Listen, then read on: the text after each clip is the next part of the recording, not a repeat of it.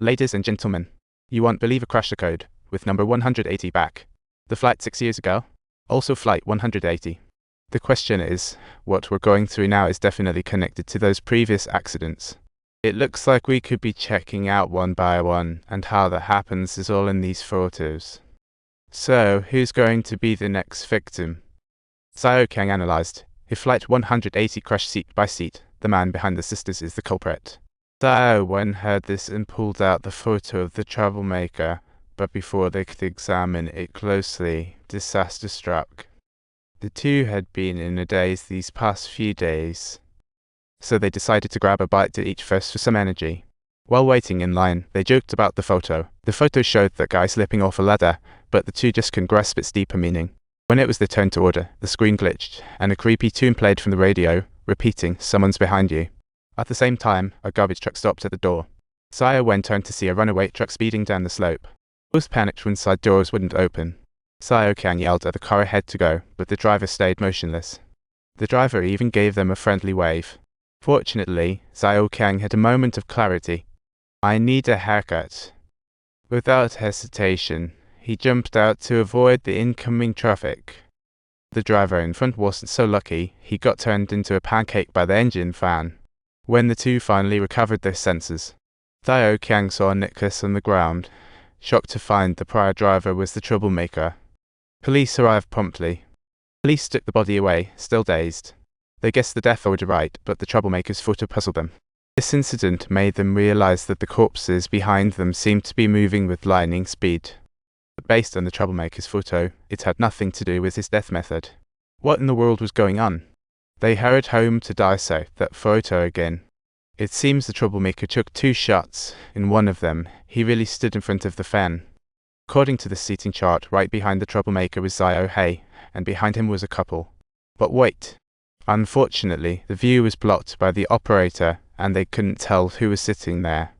They decided to check out Xiao Hei's photo first, and to their surprise, they noticed something falling onto his head.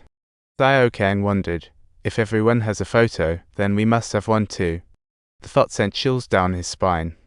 To avoid thinking about it, they had to find Xiao Hei to save him before the Grim Reaper showed up.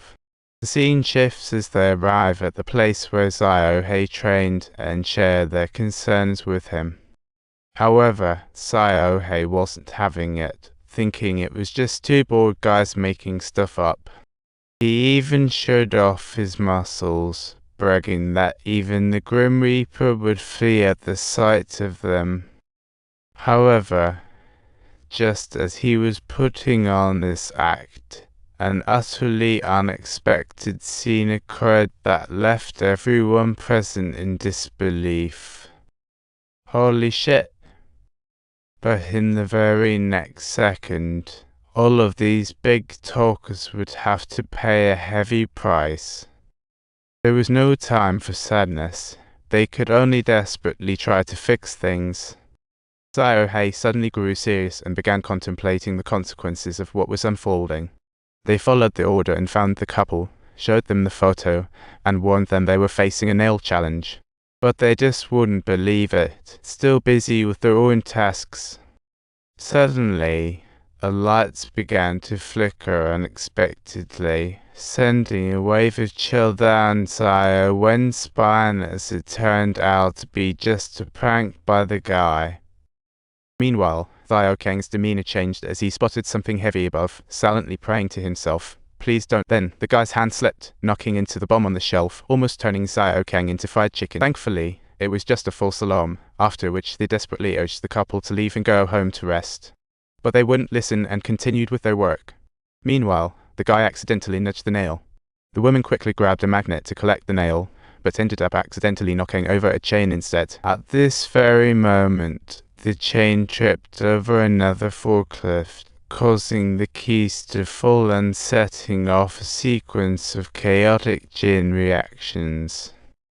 The forklift slowly moved towards the group, causing a hammer to fall and crush down onto the left rod. All of these events completely escaped the notice of those individuals who were still deeply engrossed in their work. Nevertheless, Xiao Kang responded swiftly and managed to rescue the man successfully. Unfortunately, the woman got turned into a sieve, with the man casting a hateful glare at Xiao Wen as if blaming her for everything. Back home, Xiao Wen slumped exhausted on the table when a honking noise suddenly jolted her awake.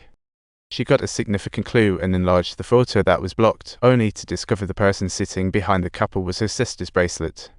She hurried to the window and saw her sister heading out to celebrate their anniversary, frantically calling her sister, but got no answer. With no other choice, she called Xiao Kang and informed him of her discovery that possibly her sister was the next victim. Fortunately, Xiao Kang was on security duty at the anniversary celebration and offered to help her search. Before leaving, Xiao Wen checked her photo with Xiao Kang, but found nothing unusual. However, Xiao Kang's photo appeared somewhat unusual, and as he looked at the explosives in the photo, a chill ran down his spine. Could I really blow up in fireworks? Meanwhile, Xiao Wen was rushing to the destination when suddenly the car speakers malfunctioned, blaring a familiar tune. A quick glance in the rearview mirror revealed a car tailing her.